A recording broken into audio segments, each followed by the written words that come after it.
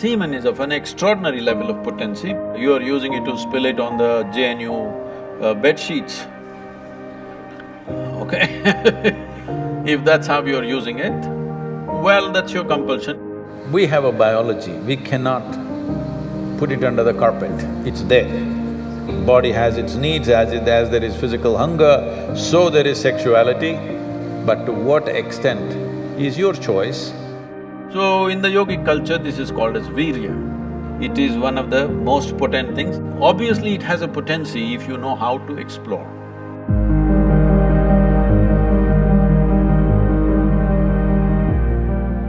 Namaskaram, Sadhguru. I want to know that when a student steps into college, all of a sudden he or she gets access to a huge amount of pornographic material which so far was off limits for him or her. And in the process, he or she enjoys that, and as we said, he or she experiences heaven on earth. But, and we even have nicknames for those people who overdo it. They masturbate. We overdo it sometimes. So how do we know how much of that is good or bad? And so can we have the truth about masturbation?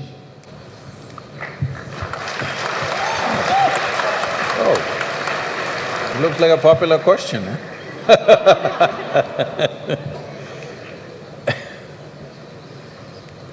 See, we have a biology, we cannot put it under the carpet, it's there. It's best we address it for what it is.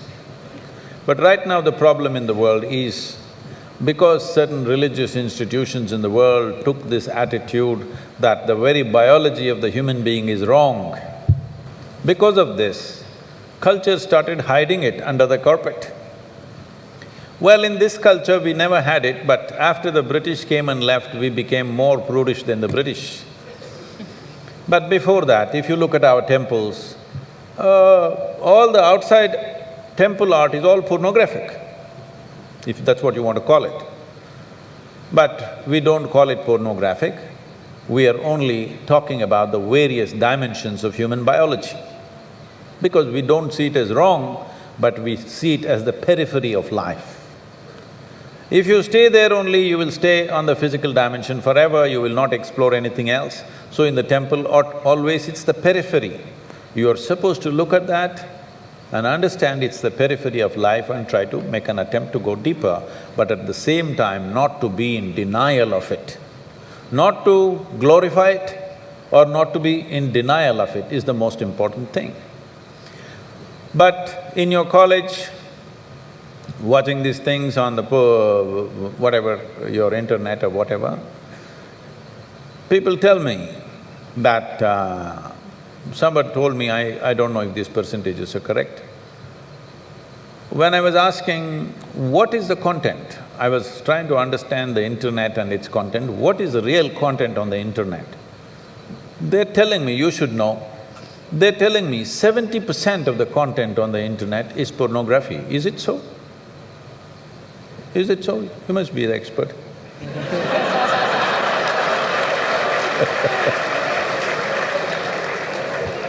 Is somebody doing PhD on it? They told me 70%. I said 70% is unreasonable and sick levels of pornography. If it occupies a small percentage, it's okay. 70% of a technological platform which could do millions of things, unfortunately is pornographic. Just biology of life is very unfortunate because once you come as a human being, your biology is not the front end of your life. It is one part of your life. This cerebral capability came so that your intelligence becomes the front end of your life, and if you become conscious, your consciousness becomes the front end of your life. Biology is the front end of a bull. It's okay for him, that's all he knows. But biology should not be the front end of a human life, it is part of our life. We are not denying it. So, at a certain stage in your life, it's like this. A 95-year-old man went for a medical checkup with his doctor. The doctor did a thorough checkup and said, "Hey, old boy, you're doing great for 95, no problem with you." Then the old man asked, "Doctor, but what about my sex life?" Then the doctor looked at him and asked, thinking about it or talking about it?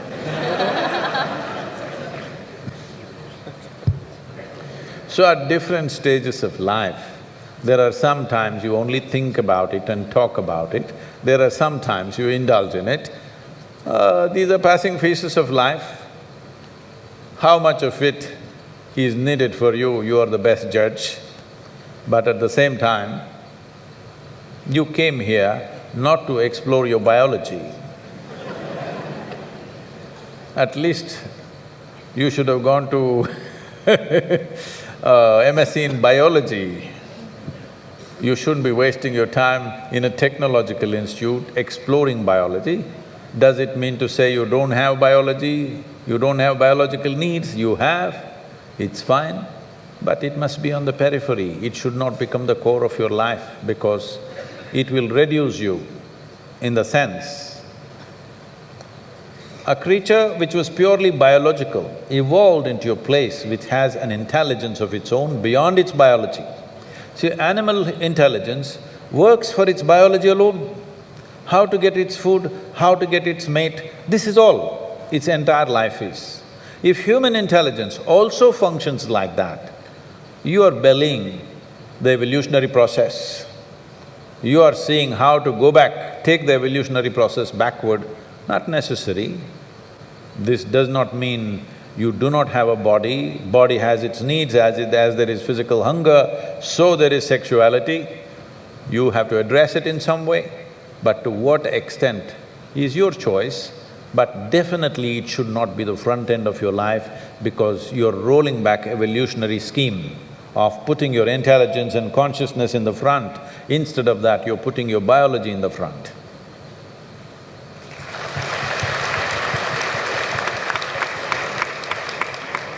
How important is a man's semen for physical, mental and spiritual well-being?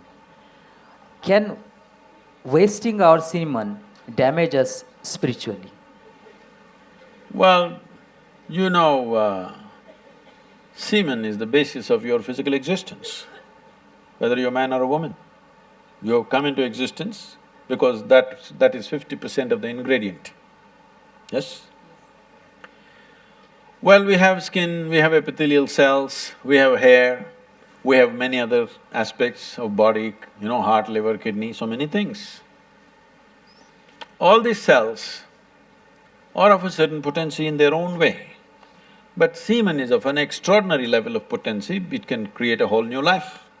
Well, today you can take an epithelial cell and do a lot of things in a laboratory and maybe we can clone you, all right? So the potential is here also, but it is not in the same dynamics as it is in a cell, which you're referring to as semen. So in the yogic culture, this is called as virya. Virya also refers to what you call as vajra, which means stability, or diamond, which is the hardest thing. So in the human body, virya is considered to be like vajra. That means it is one of the most potent things if you know how to use it. Well, how to use it means you can use it to produce a child, that's one thing. Well, if you are… this question is coming because you are using it to spill it on the JNU bed sheets, okay? If that's how you're using it, well, that's your compulsion, you're doing whatever you're doing. This is not something to be judged morally, that's not the point, it's a question of what is the level of compulsion that one has. But anything in this body, can it be transformed into a different level of function? Absolutely. Not just semen, just everything in this body can be transformed. See, suppose I gave you all soup-making ingredients, same soup-making ingredients to every one of you. Do you believe all of you will produce the same soup? No. You will produce 500 varieties of soups, those same ingredients. That's all that's happened with us right now.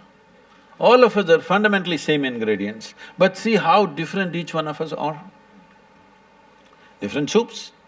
Well, if I give you soup-making ingredients, either you can make a great soup or a lousy soup. Depends what kind of skills you have, isn't it? So this goes for everything, not just for semen. Every dimension of your body and your mind, you can transform into something tremendous, or you can make it mediocre, or you can make it a serious problem. Every aspect of your life. That goes for this aspect of life also. This same energy, see, people are making it literal translations, but if you want to produce a certain, let's say, epithelial cells, how much energy the body spends on it? And if you want to produce a cell which you call a semen, how much energy body spends is very different. This can be scientifically established. So, when you're investing so much energy in that, obviously it has a potency if you know how to explore. But are you competent to explore? Are you capable of exploring? Do you have the necessary sadhana and guidance to do that? That's a big question mark.